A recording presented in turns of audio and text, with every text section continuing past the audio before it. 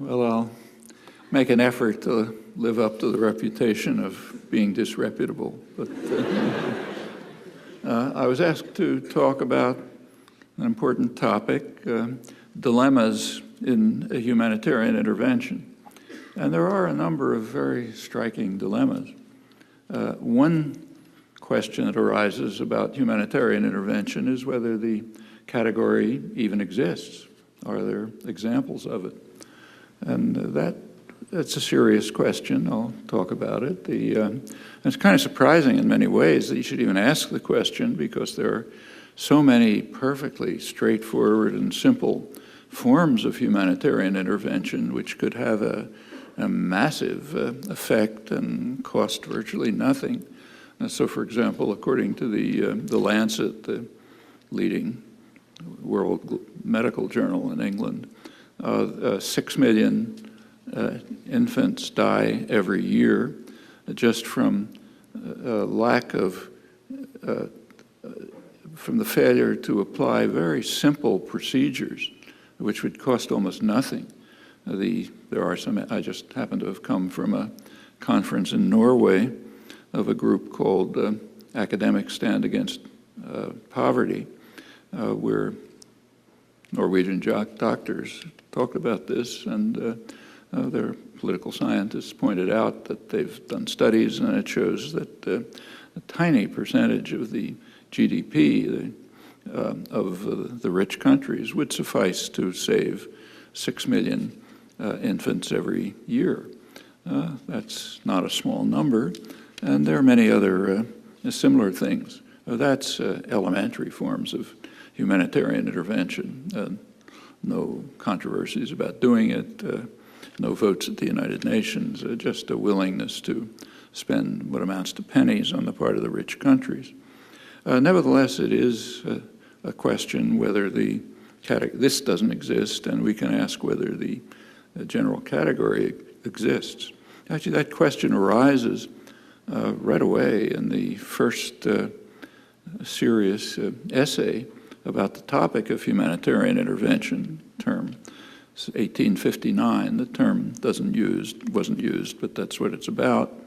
This is an essay by John Stuart Mill, and it's of particular significance, not only because of its content, it is kind of the classical essay on the topic, but because of who he was. He was a man of unusual moral integrity, intelligence, pretty hard to match him. And it turns out that with a few changes of names, the content of his essay could appear today, I think. I'll quote you some of the central parts. I don't want to paraphrase.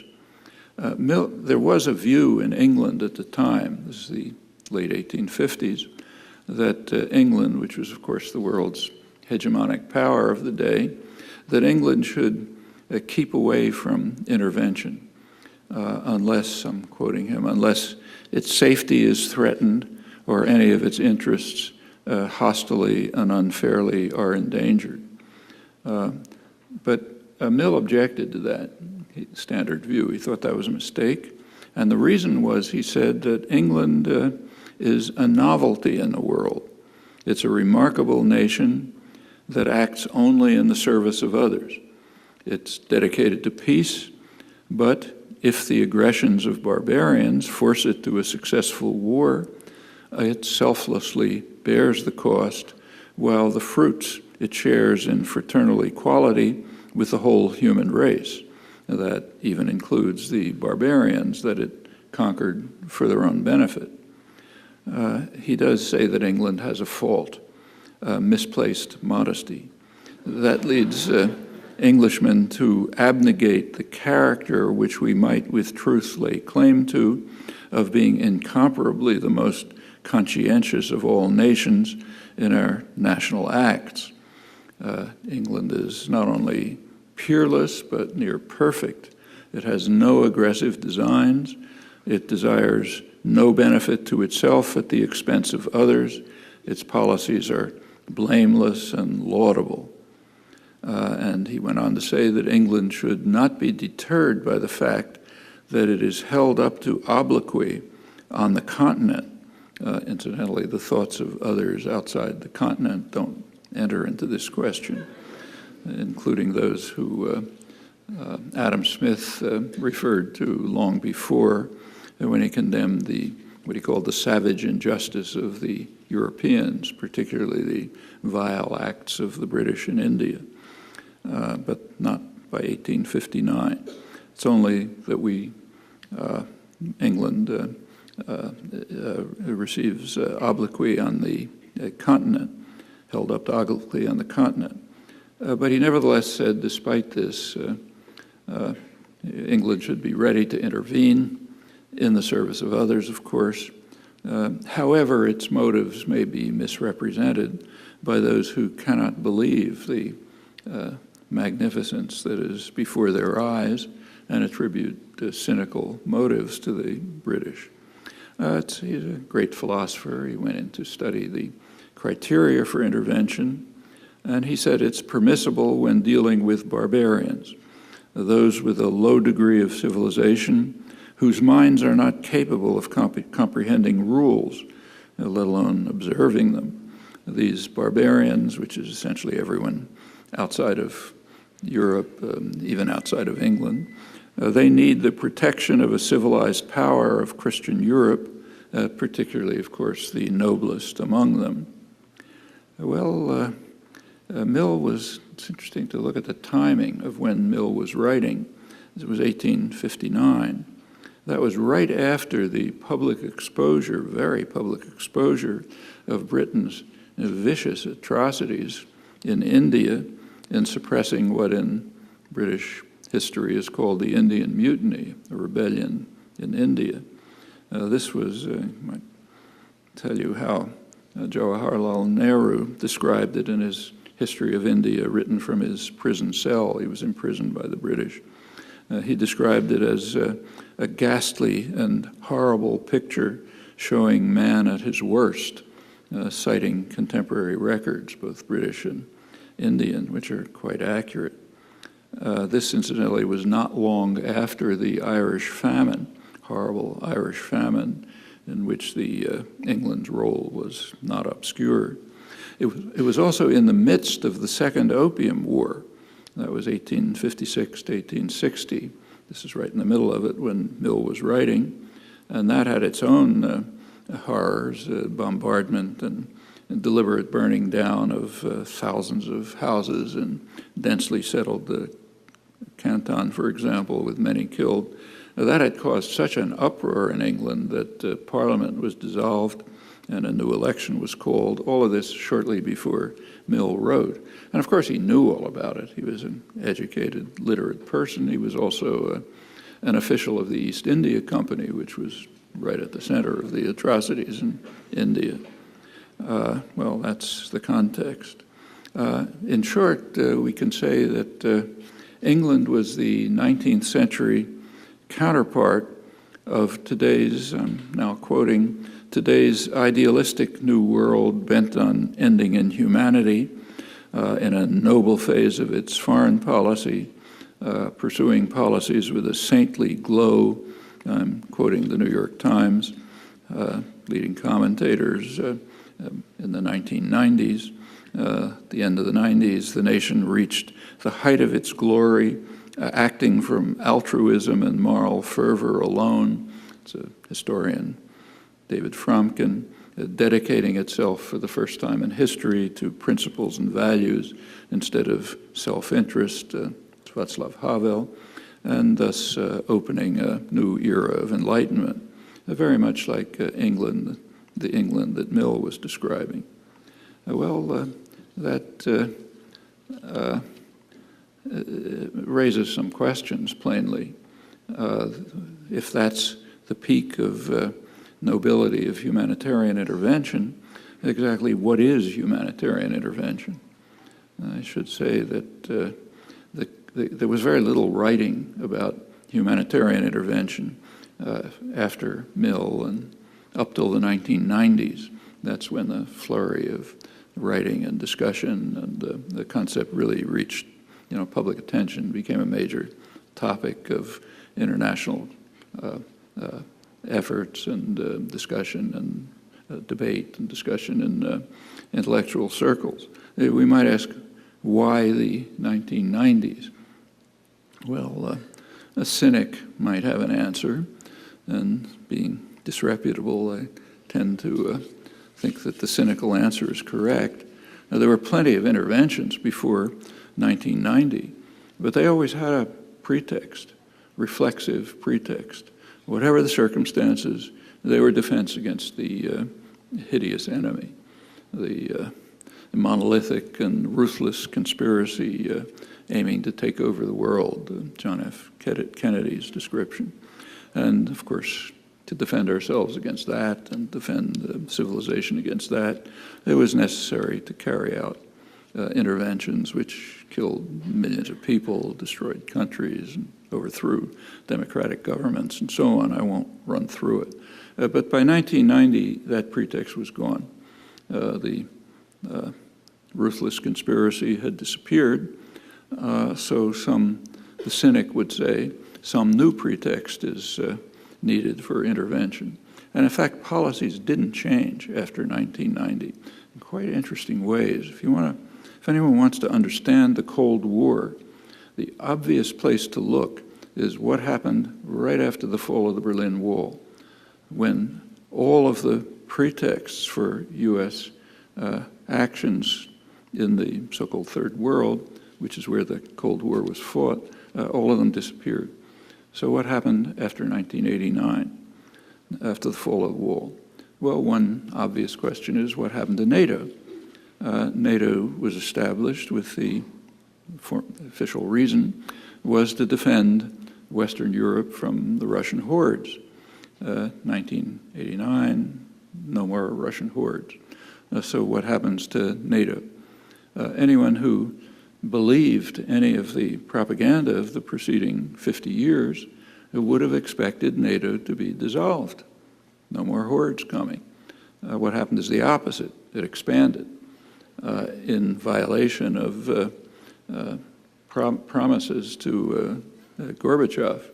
Gorbachev had agreed to the unification of Germany and incorporation in a Western military alliance, which is quite a concession if you look at history. Germany alone had virtually destroyed Russia several times in the century, but he was agreeing to letting it join a Western military alliance on a condition. The condition was that NATO would not expand 1 inch to the east. That was the phrase used by President Bush and Secretary of State Baker. Well, that meant it wouldn't extend to eastern Germany. NATO immediately expanded to eastern Germany, then farther east. By now, Gorbachev, incidentally, was furious, but when he brought this up, James Baker and Bush pointed out to him that these were only gentlemen's agreements. They had been very careful never to put it on paper. And if he was stupid enough to believe a promise by Western diplomats, that's his problem. Anyway, NATO expanded to the east, then it expanded further. It's by now a global US-run intervention force. Its official task, is to guard the global energy system, pipelines, naval lanes, sea lanes, and so on. And in general, to act as a global US intervention force. Well, that's NATO. What about US policy itself? Well, there was an intervention right after the fall of the Berlin Wall. The US invaded Panama. It killed probably a couple thousand people, instituted a puppet government. The goal was to kidnap a minor thug who had stopped following orders. He had been a loyal killer and murderer, but he was getting out of line, so the U.S. invaded. Kind of a footnote to history. It's so common. It was a little different because it had a new pretext. The pretext wasn't the Russians are coming, but there's Hispanic narco-traffickers are trying to destroy the United States, and we have to go after them, about as plausible as the Russians are coming. There was also an interesting comment on the invasion by Elliott Abrams, who had been Undersecretary of State in the Reagan administration until he was removed for lying to Congress, felonies, and so on, then reinstated.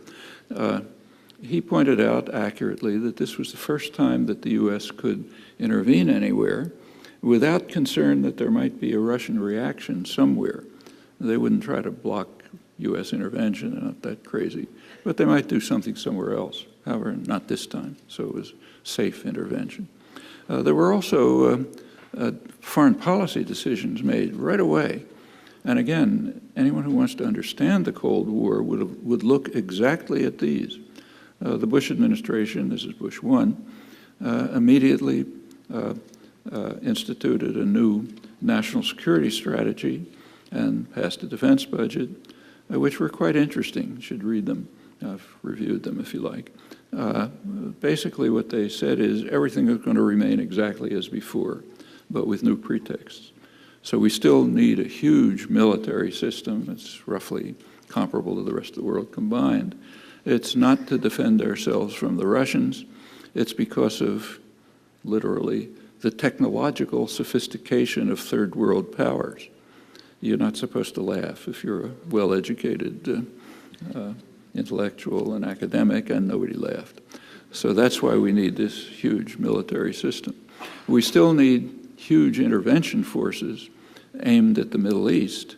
And then comes an interesting phrase, aimed at the Middle East, where the serious problems that we faced could not have been laid at the Kremlin's door. In other words, sorry, folks, we've been lying to you for 50 years.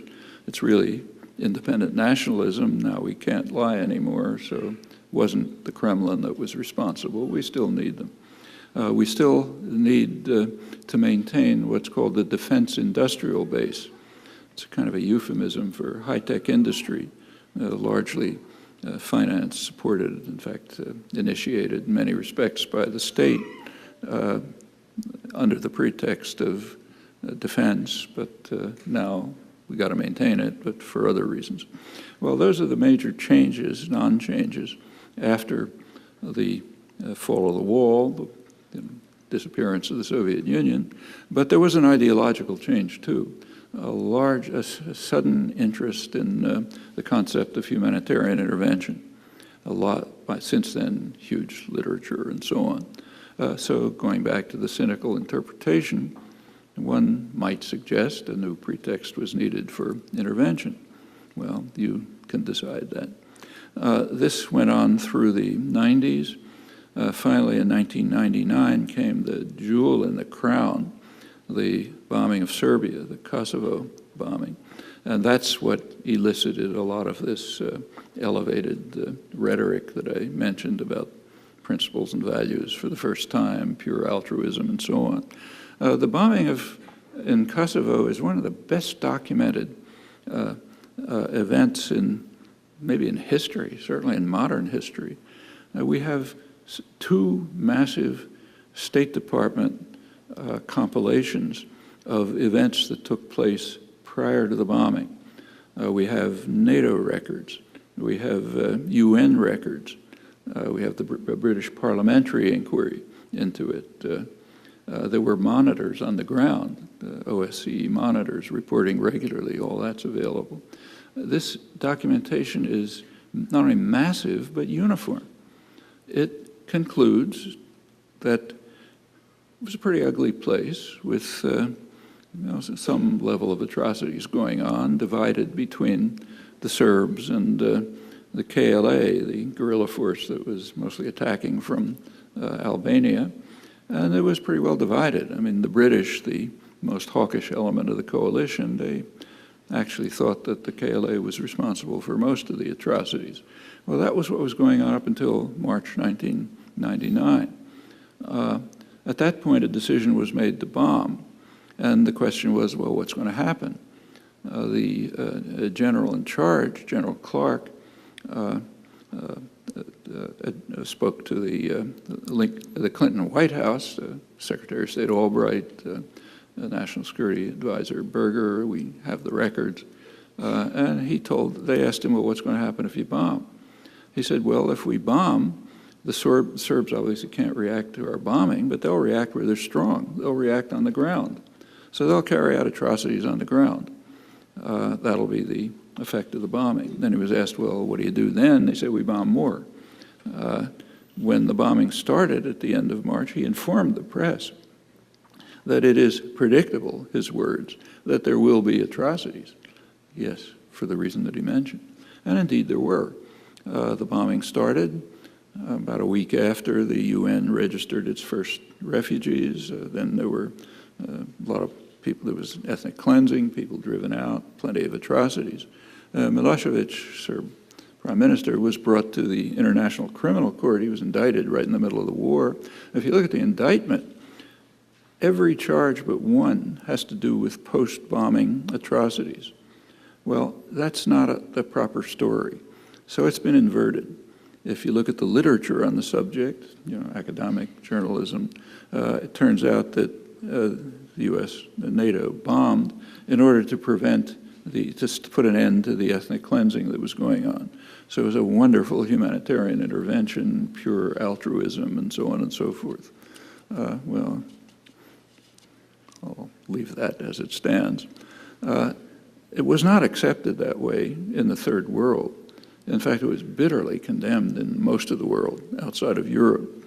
The governments of the South, as it's called, there was bitterly condemned, and jointly there's what they called the so-called right of humanitarian intervention, which they described as just a new version of imperialism. That's most of the world. And that continued right through the following years, same attitude. At that point, a new concept was developed. Apparently humanitarian intervention wasn't going to work, so we needed a new concept. That's what's called responsibility to protect, R2P, it's called, big thing in international affairs literature. Now, R2P is quite interesting. There's two versions of it. One version was accepted by the United Nations General Assembly in 2005. It passed a responsibility to protect resolution, and virtually every country signed it. The same countries that condemned the so-called right of humanitarian intervention. The reason's pretty straightforward. If you read it, it's almost entirely innocuous. It just repeats positions already taken, with slightly more emphasis on the need for the responsibility of countries to protect their own populations. But essentially nothing new. That's one version. That's the version that's referred to when you read that the whole world accepts the responsibility to protect. There's another version, a Western version. It's discussed and it's developed in a commission study run by Gareth Evans, former Australian Prime Minister, the Evans Commission. They came out with a long report which discussed the responsibility to protect, and that's the one that's actually applied. It's very much like the World Resolution with one crucial distinction. It provides for NATO and NATO alone to intervene freely anywhere without authorization from the Security Council. Now, it doesn't put it in those words. What it says is, if the Security Council cannot agree on to authorize intervention, then regional groupings can act on their own within the region of their authority, subject to later approval or non-approval by the Security Council. Well, there's only one regional grouping that can do that. Not the Association of Southeast Asian Nations.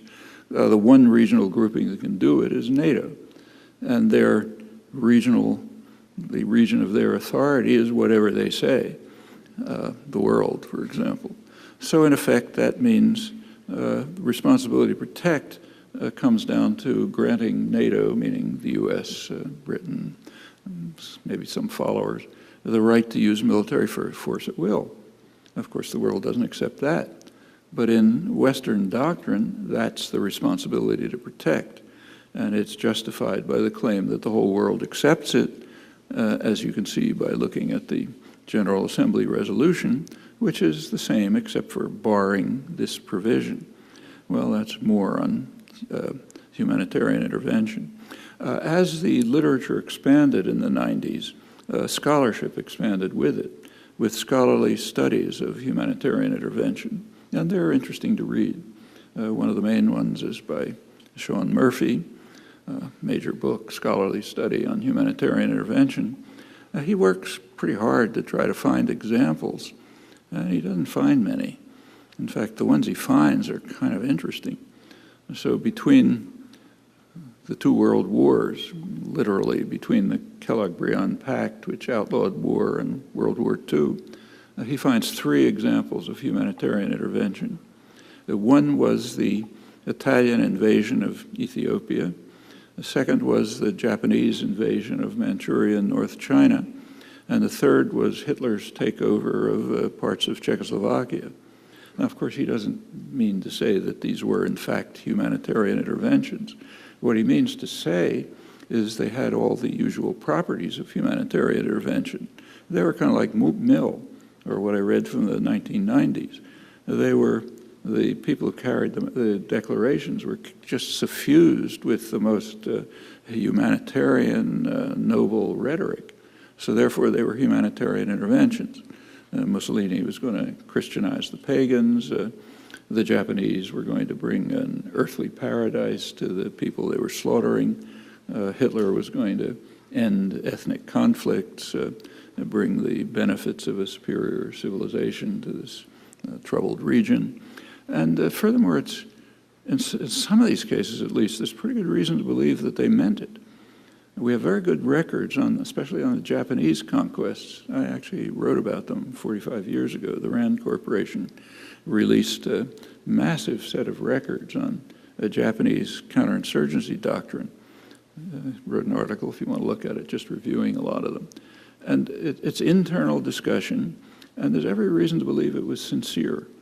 They really convinced themselves that they were sacrificing themselves, just like Mill, sacrificing themselves for the benefit of the poor Chinese, protecting them from Chinese bandits, bringing about an earthly paradise. They were sacrificing blood and money and so on. It was utterly noble, just like everything we're familiar with in the West. And it's possible that maybe Hitler believed the same thing, and maybe Mussolini. Well, those are the cases he could find of humanitarian intervention. There are cases where intervention has had benevolent effects, that's for sure. Since the Second World War, there are two major examples, one both in the 1970s. One was 1971, when India intervened in East Pakistan, what's now Bangladesh, and put an end to Pakistani atrocities, which were killing tens, hundreds, thousands of people, horrifying atrocities. India intervened and put an end to it, and East Pakistan separated from West Pakistan. It's now Bangladesh. Now, that was a case that really did have major humanitarian benign effects. Nobody calls it humanitarian intervention because that wasn't India's goal. They had their own power reasons, but that was the effect. The other major example was 1979, when Vietnam invaded Cambodia and drove out the Khmer Rouge, put an end to Pol Pot's crimes just at the point where they were peaking. They were driven, and that again had, Vietnam could have, I don't know if they did, but they could have argued defensive purposes. They were being attacked across the border from Khmer extremists. Anyhow, that's a second case that had massive benign effects. Neither of these figures in the literature on humanitarian intervention, and there are two reasons. One reason is wrong agency. They did it, we didn't do it, so therefore it doesn't count. The second and more powerful reason is that the U.S. was bitterly opposed to both of these interventions and at once moved to punish the perpetrators. Sent an aircraft carrier to the Bay of Bengal, threatened India with sanctions, extremely angry at them for doing this. In the case of Vietnam and Cambodia, the Vietnamese were instantly condemned as, the Prussians of Asia, and the worst gangsters ever.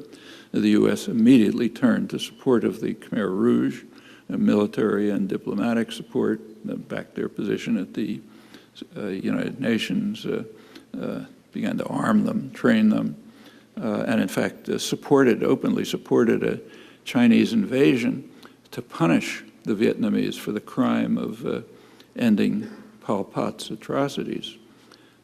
All on the record, nothing controversial about it, but kind of disappeared from history, to borrow the term of our Latin American clients when they get rid of people, disappear them. So you have to look to find it, but it's there. So obviously these couldn't have been humanitarian interventions, and they're not counted. I don't want to go on too long because I'd like to leave time for discussion, but let me just end by quoting one of the earliest decisions of the World Court, the International Court of Justice, shortly after it was formed. It was in 1949, and it was on a case of alleged humanitarian intervention.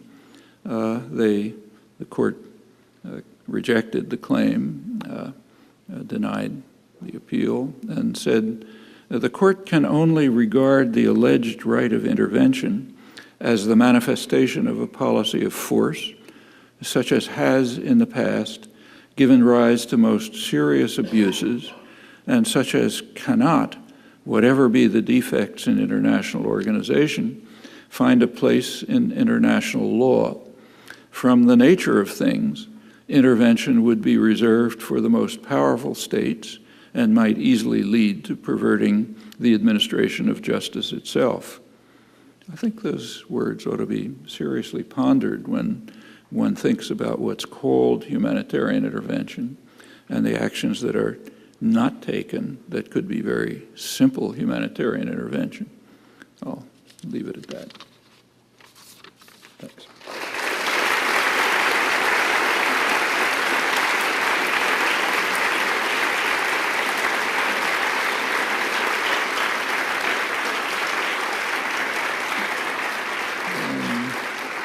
I think there are some mics around somewhere. We're going to tag team a little bit for these questions. So we have about half an hour for questions for Professor Chomsky. If you'll put your hands up nice and high, state your question loudly, I will solemnly restate your question for the microphone. And we'd like to hear from lots of people. Yes, please. Yeah, in the second tier up there. How do you feel about the American label of terrorism and influence in the Middle East?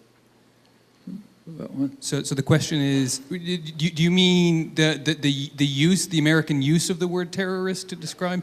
So the question is the use of the word terrorist. What about the use of the word terrorism? That's an interesting one. Actually, I've written a lot about it if you're interested, so you can find stuff in print. I started writing about terrorism I started writing about it explicitly in 1981. The reason was that Ronald Reagan had just declared a war on terror. The Reagan administration came into office declaring that a prime focus of its foreign policy would be state-directed international terrorism, plague of the modern age, return to barbarism in our times, on and on. And there was a lot of public literature, Claire Sterling, Jean Kirkpatrick, and so on. So I started writing about it. And I did something utterly disreputable. I used the official definition of the word terrorism from the U.S. Code and Army manuals and British law. They're all approximately the same. Well, if you use that word, the definition, it follows almost immediately that the U.S. is the leading perpetrator of terror, of international terrorism. Britain the second, Israel the third, and so on. Oh, that won't work. So therefore, all this work is all, and I gave plenty of examples. It's easy to find them. In fact, Reagan's war on terror has also been disappeared. When Bush declared a war on terror in 2001, he was redeclaring it, but you'll have to look hard to find that. The reason is that Reagan's so-called war on terror immediately turned into a vicious terrorist war. Hundreds of thousands of corpses in Central America, well over 1 million in Southern Africa. Reagan was strongly supporting apartheid South Africa as part of the war on terror. You had to defend South Africa from the African National Congress. In 1988, the Pentagon declared it to be one of the more notorious terrorist groups in the world. Obviously, we had to defend South Africans against that. In fact, Mandela himself was just taken off the terrorist list about 2 years ago. Now he can come to the U.S. without special dispensation. And tens of thousands in the Middle East, and in general, it was a major horror story. So that's wiped out of history. But an interesting industry developed at that point, early 80s, to try to find a definition of terror. It's considered something extremely difficult to define. So there are academic publications, international conferences, lots of literature trying to somehow define this complex concept. It seems to me there's a very simple definition. It's in the U.S. Code, in Army manuals, and in British law. Just take that definition. Works fine. But there's a problem with that definition. It doesn't differentiate between what we do to them and what they do to us. So therefore, can't be. So you got to find a concept of terror which will be restricted to what they do to us, not what we do to them. And that's subtle and difficult. You can see why a lot of academic research and conferences and so on. And we see that all the time. We just saw it a couple of days ago. A couple of days ago, there was a commemoration of 9/11, terrible, horrible terrorist act. Actually, in South America, it's called the second 9/11. The first 9/11 was September 11th, 1973. That's when U.S. initiated and U.S. supported military coup took place in Chile, overthrowing the parliamentary government, killing the president, installing a vicious military dictatorship which killed thousands of people, tortured tens of thousands, established an international terror center in Chile, which was conducting assassinations all over and helping overthrow governments, install similar monstrous regimes. Also brought in a bunch of economists, Chicago boys they're called, who very quickly drove the country into its worst recession, and one of the worst recessions in its history. Well, that's what happened on the first 9/11. By any dimension I can think of, it was much worse than the second 9/11. But that one's gone from history. Same reason. We did it to them. And, this just runs through almost everything you look at. So what do I think about the concept of terrorism? I think there's a perfectly good concept, but it's unusual. It doesn't make the crucial distinction between our atrocities against them and their far lesser atrocities against us. And therefore, it's a big problem. How do you deal with that? Yeah, please, down here up front. What do you think of the call of intervention to Syrian Arab Republic? Right now it's dictator, a lot of human rights are being violated. That's what's being said. So what do you think of the European countries and America calling for, or actually just mainly European countries calling for intervention? So the question is, what does Professor Chomsky think about the question of intervention with specific reference to Syria? Syria? Well, nobody has suggested intervention in Syria, and there's a reason. The West is the only countries that can intervene are the powerful states. Okay, so the United States, the traditional imperial powers. There is an imperial triumvirate, Britain, the United States, and France. They're the traditional imperial powers throughout that whole region.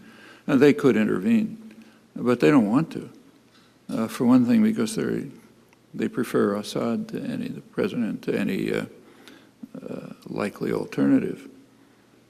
So there's no question to answer. I mean, if they decided to intervene, we could decide whether it's the right thing to do. And that raises all kinds of questions, same kind of questions that trace back to John Stuart Mill. What's involved, what are the purposes, what are the likely consequences, and so on. But the questions just don't arise. Yes, please, right there, David. Can you give us some idea of what criteria we should use to determine what constitutes a humanitarian crisis? What criteria we should use to constitute appropriate action in response to a humanitarian crisis? And what criteria we should use to determine who is the appropriate agency to respond to humanitarian crisis? I understand. Well, we really have to look at it on a case-by-case basis. I think it's really hard to find. I mean, you can make some general statements, but the trick is to apply them to particular cases. So let's look at the particular humanitarian crises and see what we can do about it, okay? So take, say, the 1990s, the period when the U.S. was in a noble phase of its foreign policy with a saintly glow. We can look, there were many humanitarian crises then. One of the worst of them was in Iraq. U.S. sanctions in Iraq killed hundreds of thousands of people, maybe up to 1 million people. They strengthened Saddam Hussein. They destroyed any possibility of any uprising against Saddam. They forced the population to rely on him for survival. They were so horrendous that the administrators of the so-called oil for food program, two distinguished international diplomats, Dennis Halliday, Hans von Sponeck, both of them resigned in protest because they regarded the sanctions they were asked to administer as genocidal. Okay? Actually, just yesterday, I got a letter from Hans von Sponeck thanking me for having brought this up in a discussion in Oslo a couple of days ago, which was about your question. So yes, that there would be an easy way to end that humanitarian crisis, namely, don't take part in it. Okay, that's easy, doesn't cost anything. And there are many like that. One that was going on at the same time actually was in Turkey, not in the Balkans. Inside NATO, not near NATO. Turkey at that time was carrying out vicious atrocities, trying to suppress a Kurdish protest movement in southeastern Turkey. Kurds were deprived of the most elementary rights. They couldn't speak Turkish legally, couldn't have the Turkish colors, anything, had to pretend to be mountain Turks, as they were called. And there was an uprising, and Turkey launched a counterinsurgency campaign, killed tens of thousands of people, destroyed about 3,500 towns and villages, drove roughly 3 million people, something like that, out of the region. That was pretty awful. There was an easy way to stop that, namely stop participating in it. The arms were coming almost entirely from the United States, about 80%. As the atrocities increased, U.S. arms increased.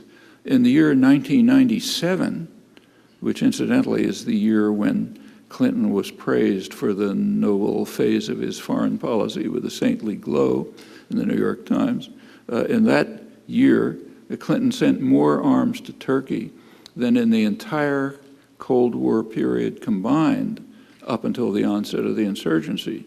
So yes, there's an easy way to stop that one, stop providing the arms. And if you like, I can run through a lot of other cases. So many cases of major atrocities can very easily be stopped by stopping our participation in them. And it works. One case that illustrated that is the Indonesian invasion of East Timor.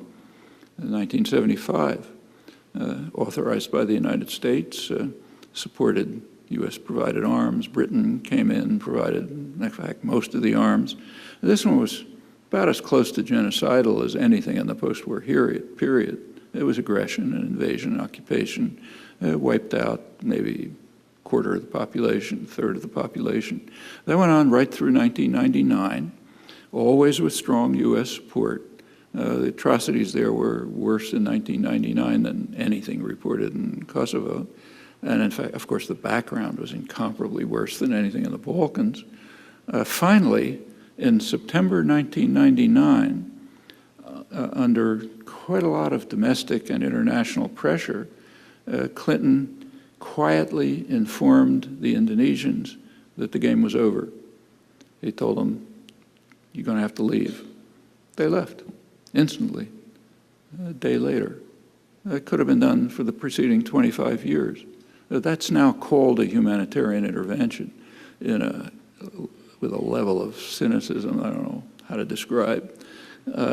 So yeah, you could stop that one too. And there are many other cases like that. But those are not the kind of cases that are ever discussed.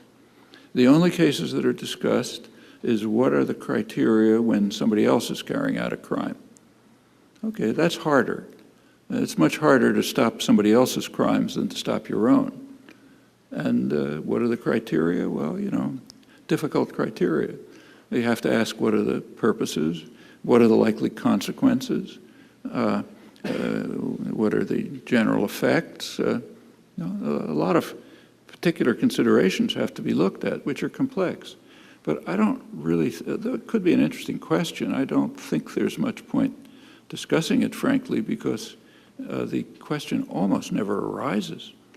In fact, I can't think of a case where it's arisen. As I said at the very beginning, it's hard to find a case in history of a genuine humanitarian intervention, one carried out for humanitarian goals and with consideration of what the consequences would be. And since if the question doesn't arise, it's very hard to answer. Yes, please, right here up front. NATO claimed humanitarian intervention in Libya. Was it? So the question is, was the recent NATO incursion into Libya humanitarian? Well, there were two interventions in Libya. We have to distinguish them. One was both by the imperial triumvirate. In both cases, it was the U.S., France, and Britain, mainly France and Britain, the traditional imperial powers. The first one had substantial global support.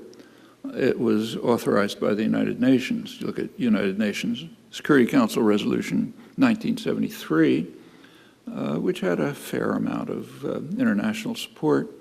It called for a no-fly zone and actions to protect civilians. As soon as that was passed, came the second intervention, namely the decision of the imperial triumvirate to violate 1973. That's exactly what happened. They instantly intervened, not to protect civilians, and not with a no-fly zone, but to participate in a rebellion. And they participated actively in a rebellion. Finally, the rebellion succeeded with NATO support.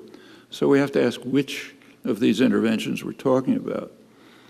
In my personal opinion, I wrote about it at the time, I thought that the first one, it could be justified. The decision to institute a no-fly zone and to protect civilians, I thought made sense. In particular, it prevented what might have been, we don't know, but it might have been a massacre in Benghazi. The second one is much more difficult. And in fact, it's worth noting that the second one did not receive global support. So the African Union opposed it. It's an African country.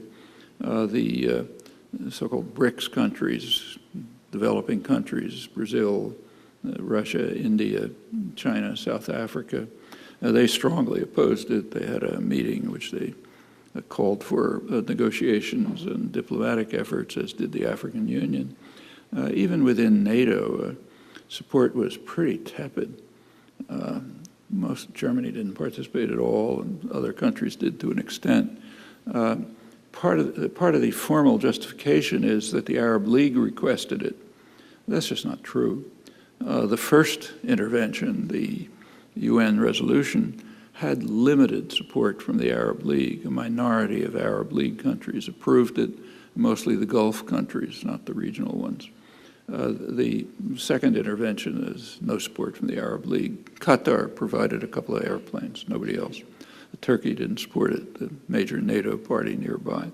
Most countries called for negotiations and an effort at diplomacy, which might have worked or might not have. The actual second intervention, according to the rebel leadership, it killed about 30,000 people. It's not slight. Libya is a complicated society. It's a tribal society. The beginning of the uprising in Benghazi is, a region of Libya which is pretty much separated from the tribal society. The Western uprising, Misrata, conquest of Tripoli, that's Western tribes, partly Bedouin tribes, not Bedouin, Berber tribes, partly Libyan.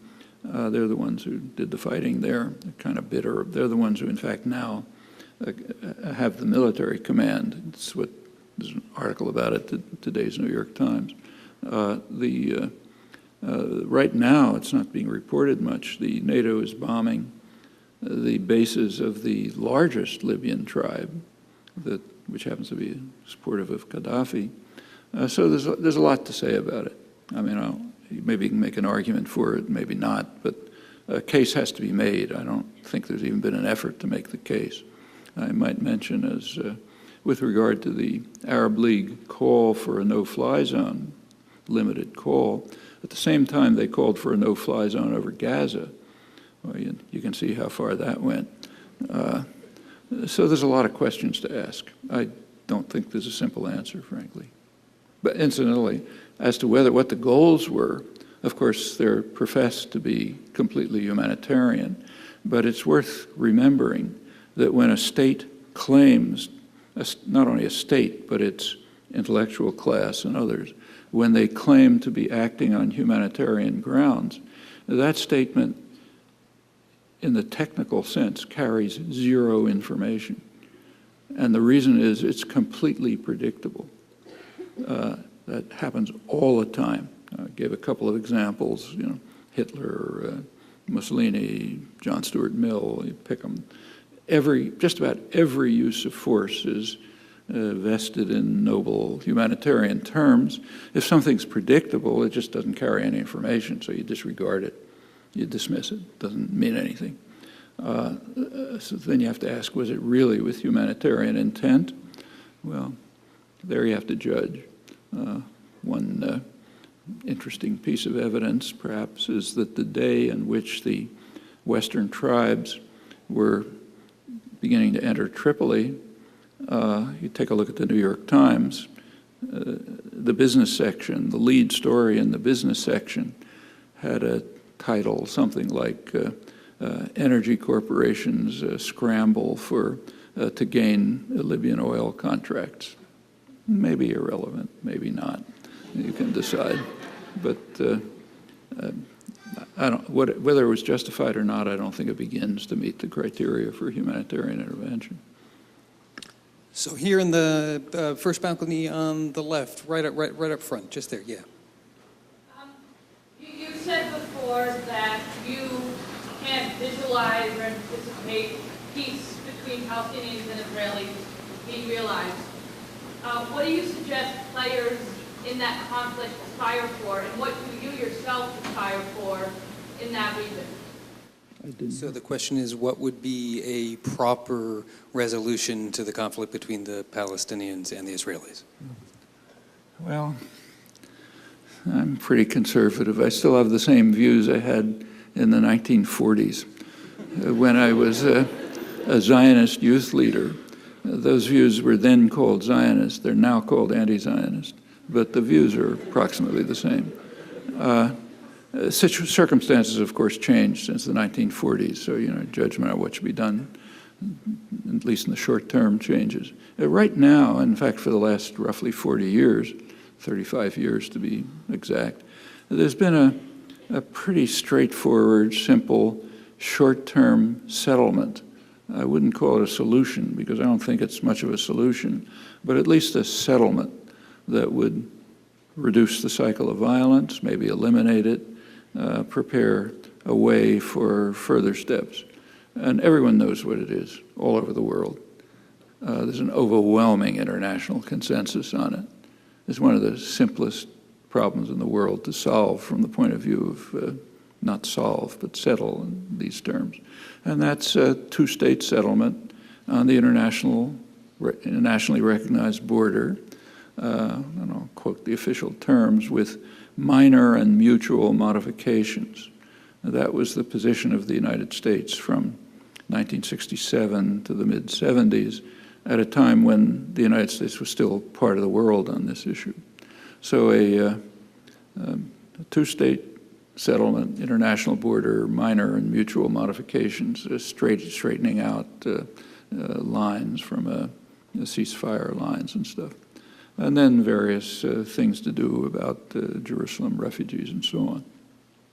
As I said, there's overwhelming agreement on that. There's one barrier to it, the same one there's been for 35 years. The United States won't accept it. And of course, the United States has overwhelming power. Israel, of course, rejects it, and can reject it as long as the United States backs them. So that's a short-term settlement. If it can be instituted, and I don't think it's that hard, frankly. So if the United States gives orders to Israel, it has no choice but to accept them. The relations of power make that obvious.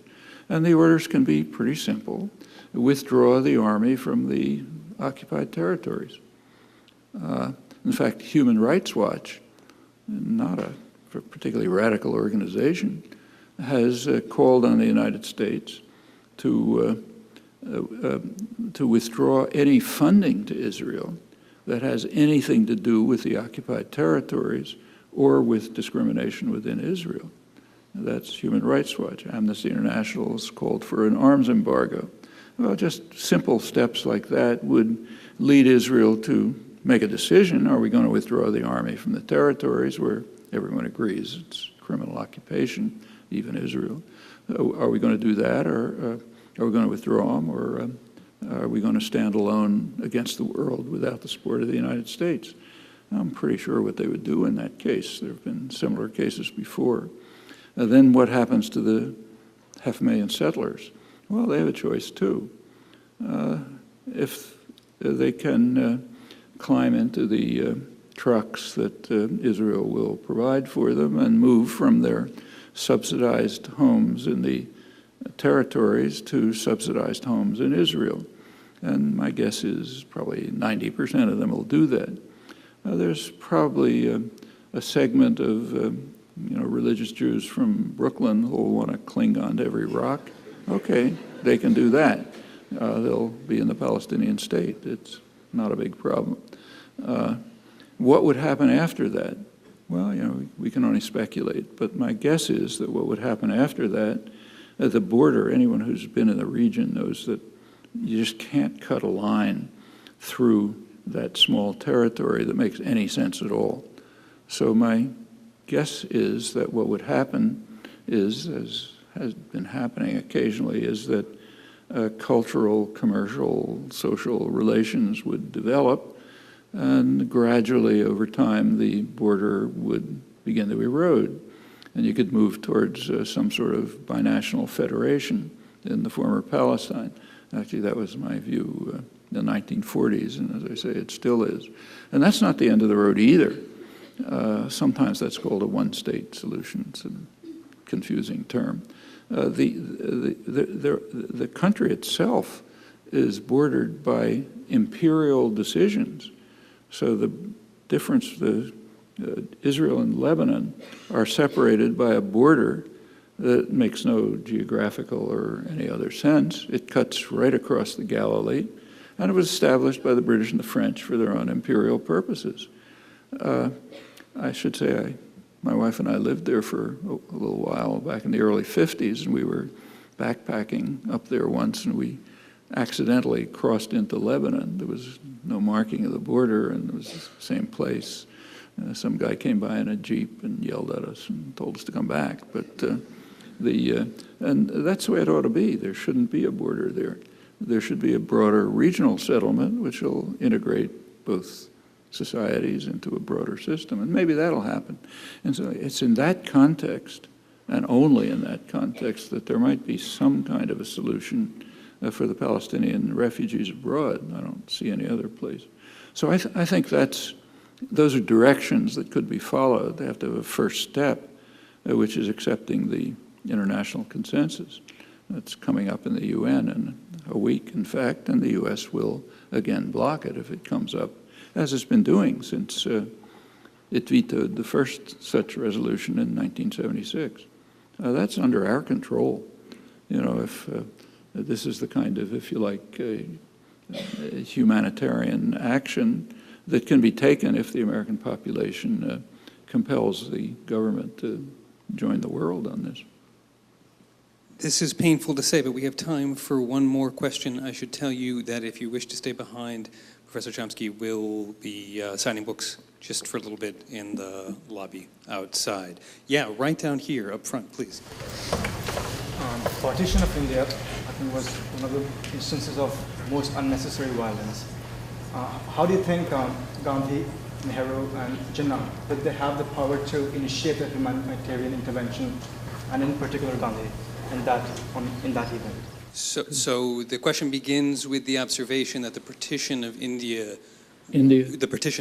was unusually violent. So the question that follows from that is whether the South Asian leaders of the time, and particularly Gandhi, could have mobilized the energies and forces to intervene in the midst of that generalized atrocity. Yeah, the partition of India was, of course, done by the British and for their own interests, not for the interests of the populations. And it was pretty horrible. Hundreds of thousands of people killed, maybe millions, huge emigration, awful consequences going right up to the present. Would anything else have been possible? I mean, yeah, I think other things could have been possible. It wouldn't just have been Gandhi. It had to be Nehru, Jinnah, others. With a more humane approach and without the British intervention, maybe something else could have been done. It didn't start in 1947. There's a long background of British support for Muslim nationalism as a weapon against the Hindu-based independence movement. Churchill, in particular, just despised the Indians, the Hindus, and he was. I mean, you read what he wrote about it; it's hair-raising. He, in fact, was substantially responsible for the last major famine in India, the huge famine in 1943 when there was plenty of food around, but he made sure it went to England so that they could have white bread in England instead of while they're starving in Bengal and so on. There's a good book about this that just came out by somebody named Mukherjee, an Indian historian. And that's part of the background for the partition. It didn't come from nowhere. Could it have been different? I think you can think of ways it could have been different. But I should say that that's one of the problems, unlike the Israel-Palestine one, where it's really hard to think of a settlement, especially in Kashmir, which is the core of the conflict now. Not simple.